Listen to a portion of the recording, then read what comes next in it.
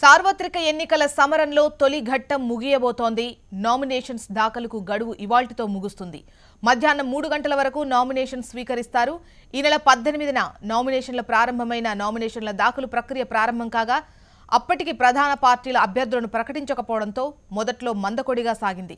శుక్రవారం మంచి ముహూర్తాలు ఉండటంతో పెద్ద ఎత్తున నామినేషన్స్ దాఖలయ్యాయి. మధ్యలో సెలవులు రావడంతో చాలా మంది అభ్యర్థులు ఇవాళ నామినేషన్స్ వేయబోతున్నారు. ఇవాళ చివరి రోజు కావడంతో పెద్ద సంఖ్యలో నామినేషన్స్ దాఖలయ్యే అవకాశం ఉంది. దేశవ్యాప్తంగా తొలి దశలో పోలింగ్ జరిగే 20 రాష్ట్రాల్లోని 91 లోక్సభ నియోజకవర్గాలకు ఈ నెల 18న ఎన్నికల సంఘం నోటిఫికేషన్ విడుదల చేసింది.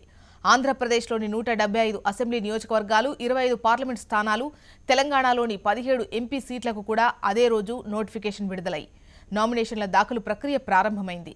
తెలంగాణలోని 17 స్థానాలకు శుక్రవారం వరకు 220 నామినేషన్లు దాఖలైనట్లు ఎన్నికల సంఘం తెలిపింది. ఇప్పటికే బీఫారాలు అందుకున్న ప్రధాన పార్టీల అభ్యర్థులు ఇవాళ నామినేషన్లు దాఖలు చేసేందుకు సన్నాహాలు చేసుకుంటున్నారు.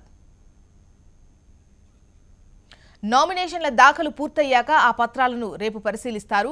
నిబంధనలకు విరుద్ధంగానూ అసంపూర్తిగా ఉన్నటువంటి నామినేషన్లు పరిశీలించి వాటిని తిరస్కరిస్తారు. 28వ తేదీ మధ్యాహ్నం 3 గంటల వరకు నామినేషన్ల ఉపసంహరణకు గడువు ఉంది. నామినేషన్ల ఉపసంహరణ ఘట్టం ముగిసిన తర్వాత ఏ నియోజకవర్గంలో ఎంతమంది అభ్యర్థులు బరిలో ఉన్నారు అనే అంశంపై స్పష్టత రానుంది. ఆ తర్వాత స్థానాల వారీగా పోటీలో ఉన్న అభ్యర్థులను ప్రకటించి వారికి గుర్తులను కేటాయిస్తారు. తెలంగాణలో ఇప్పటి వరకు నిజామాబాద్ ఎంపీ స్థానానికి ఎక్కువ నామినేషన్లు దాఖలయ్యాయి. అలాగే సికింద్రాబాద్ లోక్సభ స్థానానికి 14, హైదరాబాద్ సీటుకు 4 నామినేషన్లు మాత్రమే దాఖలయ్యాయి. నిజామాబాద్లో పసుపు, ఎర్రజొన్నకు గిట్టుబాటు ధర లేకపోవడాన్ని నిరసిస్తూ రైతులు నామినేషన్స్ వేసి నిరసన వ్యక్తం చేస్తున్నారు. నిజామాబాద్లో ఇప్పటికే 50కి పైగా రైతులు నామినేషన్స్ వేశారు. అలాగే ఖమ్మం లోక్సభ నియోజకవర్గంలో కూడా మిర్చి రైతులు మద్దతు ధర కోసం నిరసన వ్యక్తం చేస్తూ 100కు పైగా నామినేషన్స్ వేయాలని నిర్ణయించారు. దీంతో నిజామాబాద్, ఖమ్మం లోక్సభ స్థానాల పరిధిలో వందల సంఖ్యలో నామినేషన్స్ దాఖలయ్యే అవకాశం ఉంది.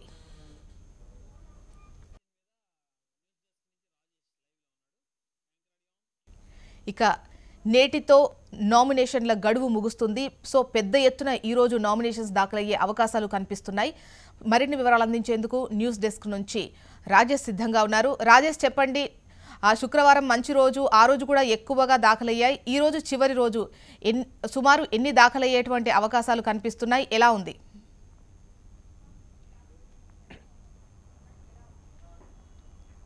జోష్నా, దేశవ్యాప్తంగా జరిగే మొదటి విడత ఎన్నికలకు సంబంధించి ఈరోజు నామినేషన్లు చివరి రోజు. అయితే ఈ యొక్క నామినేషన్లు మధ్యాహ్నం 3 గంటల వరకు ఉంటుంది. అయితే ఈ 2 తెలుగు రాష్ట్రాల విషయానికి వస్తే మాత్రం ఈ నామినేషన్లకు సంబంధించి కొంత ఉత్కంఠ నెలకొంది. ఎందుకంటే చివరి వరకు అభ్యర్థులు ఎవరు ఉండబోతున్నారు, ఎవరు మారబోతున్నారు అనేది కూడా ఒక చర్చ అయితే జరుగుతుంది.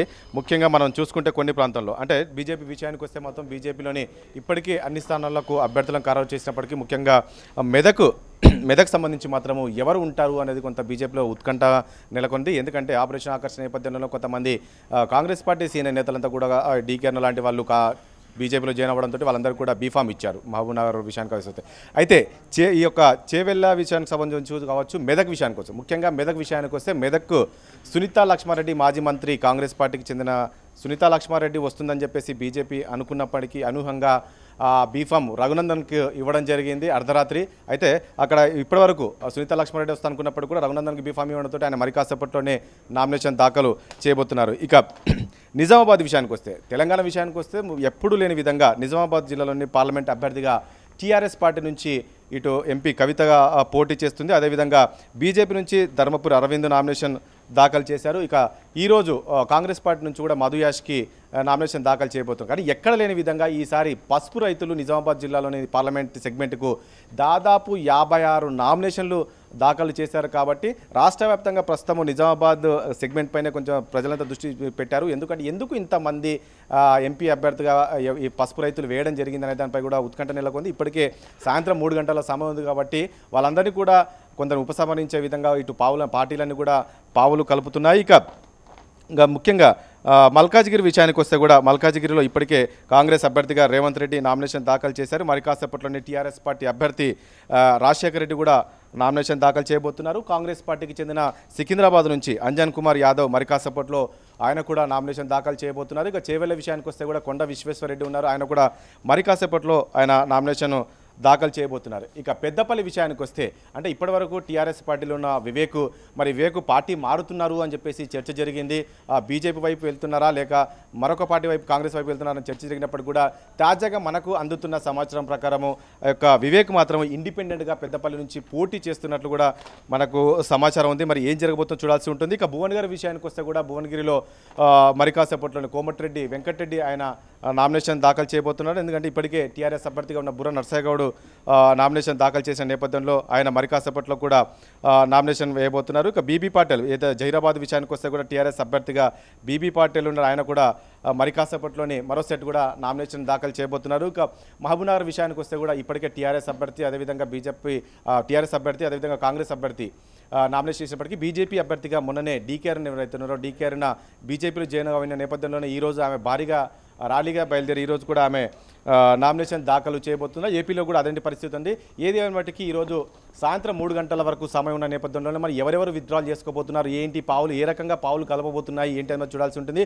ముఖ్యంగా అందరి దృష్టి అంతా కూడా ప్రస్తుతం నిజామాబాద్ వైపే ఉంది. నిజామాబాద్లో దాదాపు 56 పైకు నామినేషన్ దాఖలు చేశారు కాబట్టి పసుపు రైతులు మరి వాళ్ళందరూ కూడా పోటీలో ఉంటారా లేక విత్డ్రా చేయించే విధంగా పార్టీలు ఏం చేయబోతున్నాయని మాత్రం చూడాల్సి ఉంటుంది. జోష్న అంటే రాజేష్, పసుపు రైతులు మాట్లాడినప్పుడు ఇప్పటి వరకు 55 ఇంకా 100కు పెరిగేటువంటి ఛాన్సెస్ ఉన్నాయి, వేస్తాము అని చెప్తున్నారు. ఇప్పటికే అంటే గులాబీ పార్టీకి సంబంధించి వాళ్ళు ఆల్రెడీ రైతులతో సంప్రదింపులు కూడా జరుపుతున్నట్లుగా తెలుస్తోంది. ఖచ్చితంగా మీకు సంబంధించి అంటే ఎన్నికలు అయిపోయిన తర్వాత ఖచ్చితంగా ఈ సమస్యను కేంద్రం దృష్టికి తీసుకువెళ్తాము, ఆ దిశగా ఖచ్చితంగా గెలవాల్సినటువంటి అవసరం ఉంది అని చెప్పేసి వారు ఒకవైపు ప్రయత్నాలు చేస్తున్నారు. కానీ అక్కడ ఆ పరిస్థితి అలా కనిపించట్లేదు, ఇంకా పెరిగేటువంటి ఛాన్సెస్ ఉన్నాయి. అంటే నామినేషన్స్ రైతుల నుంచి ఇంకా మరో 50 కూడా వచ్చేటువంటి ఛాన్సెస్ ఉన్నాయని చెప్పేసి వార్తలు వినిపిస్తున్నాయి. ఇది ఎంతవరకు వాస్తవం?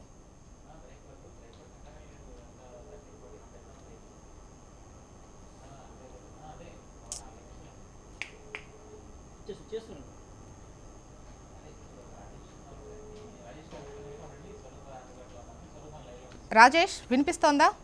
ఇప్పుడు చెప్పండి. జస్ట్ నిజామాబాద్కు సంబంధించి ఇప్పటి వరకు 56 మంది రైతులు వారి యొక్క నామినేషన్స్ వేశారు. అయితే ఈ సంఖ్య పెరిగేటువంటి అవకాశం ఉంది అని చెప్తున్నారు. అంటే ఇప్పటికే టీఆర్ఎస్ నుంచి ముమ్మరమైనటువంటి ప్రయత్నాలు చేస్తున్నారు, ఉపసంహరణకు రైతుల నుంచి ఒప్పించేటువంటి ప్రయత్నం చేస్తున్నారు అన్నటువంటి వార్తలు వినిపిస్తున్నాయి. కాకపోతే నామినేషన్స్ ఇంకా పెరిగేటువంటి ఛాన్సెస్ ఉన్నాయని కూడా ఉంది. అసలు వీటికి సంబంధించి ఏదైనా క్లారిటీ ఉందా? ఖచ్చితంగా చూస్తాం. మీరు అంటున్నట్లుగా ఏదైతే ఉందో ఈ పసుపు రైతుల నామినేషన్కి సంబంధించి మనం చూస్తున్నామో గత కొద్ది రోజులుగా పసుపు రైతులు పెద్ద ఎత్తున ఆందోళనలు, ధర్నాలు, అదేవిధంగా రోడ్డుపై బైఠాయించి చాలా నిరసనలు కూడా తెలిపారు. ఎందుకంటే ఏదైనా పసుపు రైతులకు సంబంధించి గిట్టుబాటు ధర కల్పించాలని చెప్పేసి పెద్ద ఎత్తున ప్రభుత్వానికి వ్యతిరేకంగా ఆందోళనలు, నిరసనలు చేసిన నేపథ్యంలోనే ఈసారి ఈ యొక్క చాలామంది పసుపు రైతులు ఎవరైతే వీళ్ళందరూ కూడా నామినేషన్లు వేశారు. మీరు అన్నట్టు 56 ఈరోజు మనం చూసినట్టయితే దాదాపు 56 నామినేషన్లు వేశారు. కానీ మరికొన్నరు పెరిగే అవకాశం, ఈ నామినేషన్ల సంఖ్య మరికొంత కూడా పెరిగే అవకాశం కనపడుతుంది. ఇందులో మొక్కజొన్న రైతులు, వీళ్ళకి సంబంధించి కూడా చెరుకు రైతులు వీళ్ళందరూ కూడా ఉన్నారు. వీళ్ళు కూడా ఈసారి చాలా వరకు నామినేషన్లు వేయబోతున్నట్లు కూడా తెలుస్తుంది. అయితే మనకున్న సమాచారం ప్రకారం ఏదైతే ఈ పసుపు రైతులు నామినేషన్ వేశారో వీళ్ళందరూ కూడా దాదాపు ఎస్సీ ఎస్టీలే ఉన్నారని కూడా ఒక సమాచారం ఉంది. వీళ్ళందరూ కూడా నామినేషన్ వేశారని కూడా తెలుస్తుంది. అయితే ఇప్పటికే అధికార పార్టీకి చెందిన టీఆర్ఎస్ పార్టీ ఇప్పటికే చాలాసార్లు హామీ ఇచ్చింది. మొన్న ముఖ్యమంత్రి ఏదైతే అక్కడ బహిరంగ సభ పెట్టినప్పుడు కూడా పసుపు రైతులు ఎవరు కూడా ఆందోళన చెందాల్సిన అవసరం లేదు, మరో 2-3 నెలల్లో ఈ యొక్క సమస్య పరిష్కారం అవుతుంది కాబట్టి మీరందరూ కూడా ఒకసారి ఆలోచించాలని చెప్పేసి కూడా మన జరిగిన ముఖ్యమంత్రి బహిరంగ సభలో కూడా పసుపు రైతులకు అదేవిధంగా మొక్కజొన్న రైతులు అందరూ కూడా విజ్ఞప్తి చేసినప్పటికీ కూడా వాళ్ళు ఎవరు కూడా ప్రస్తుతం వినే పరిస్థితి లేదు. మరి దీనికి సంబంధించి ఈరోజు 56 అయితే ఏదైతే నామినేషన్లు వేశారో 56తో పాటు మరికొంతమంది కూడా నామినేషన్లు వేయబోతున్నారు. కాబట్టి మరి దీనికి సంబంధించి అధికార పార్టీ ఏ రకంగా చర్చలు జరగబోతుంది ఏదో చూడాల్సి ఉంటుంది. ఇప్పటికే నాకున్న సమాచారం ప్రకారము ప్రస్తుతం నిన్న రాత్రి మాట్లాడే తెలుస్తుంది. మరి దీన్ని ఉపసంహరించుకుంటారా లేదా మాత్రం ఒకసారి చూడాలి. Joshna Rajesh please be online. మనం ఏపీకి సంబంధించి నామినేషన్ల పర్వం ఏ విధంగా కొనసాగుతుందో స్వరూప మనకు లైవ్లో అందించేందుకు సిద్ధంగా ఉన్నారు.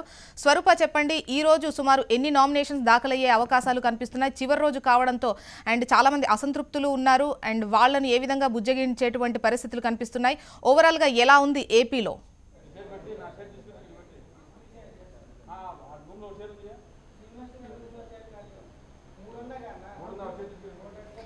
జ్యోత్స్న 18వ తారీఖు నుంచి ఈ రోజు వరకు కూడా నామినేషన్లు దాఖలు చేసుకునేందుకు ఈసీ అవకాశం ఇచ్చింది. అయితే 18వ తారీఖు నుంచి కూడా ఇప్పటి వరకు కూడా రాజకీయ పార్టీలన్నీ కూడా అంటే సీట్లు కేటాయించిన రాజకీయ నాయకులందరూ కూడా నామినేషన్లు దాఖలు చేస్తూ ఉన్నారు. అయితే రాజకీయ నాయకులు ప్రధానంగా చెప్పుకుంటే మాత్రం ముహూర్తము గడియలు సమయం పర్ఫెక్ట్గా చూసుకొని మరి నామినేషన్లు దాఖలు చేస్తూ ఉన్నారు. అంటే 2014లో ఏ సమయానికి ఎలా అయితే దాఖలు చేశారో ఏ ముహూర్తాలు చూసుకొని అయితే నామినేషన్లు వేశారు అదే విధంగా ఇప్పుడు 2019లో కూడా రాజకీయ నాయకులందరూ కూడా పర్ఫెక్ట్గా ముహూర్త బలాలు చూసుకొని మరి నామినేషన్లు దాఖలు చేస్తూ ఉన్నారు. అయితే 18వ తారీఖున కాస్త తక్కువగా వచ్చినప్పటికీ కూడా 22వ తారీఖు ముహూర్త బలం బాగుంది అనేసి ప్రధాన రాజకీయ పార్టీలో ఉన్నటువంటి మెయిన్ లీడర్స్ అందరూ కూడా 22వ తారీఖునే నామినేషన్లు దాఖలు చేశారు. అయితే ఇప్పుడు మాత్రం కొంత శనివారం ఆదివారం అంటే 23, 24 2 రోజులు కూడా హాలిడేస్ ఉండటంతో ఈరోజు ఆఖరి రోజు సోమవారం కావడంతో ఈరోజు సోమవారం కూడా మంచి రోజే కావడంతో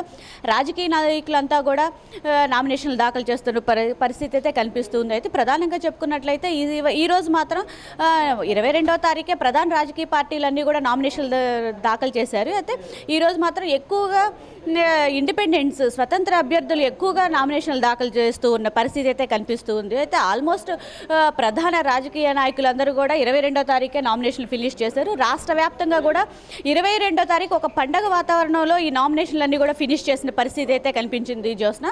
అయితే ఈరోజు మాత్రం కాస్త తక్కువగానే నామినేషన్లు ఉన్నాయి. అయితే ప్రధానంగా చెప్పుకుంటే ఇటు మంగళగిరి చూసుకున్నట్లయితే కనుక స్వతంత్ర అభ్యర్థిగా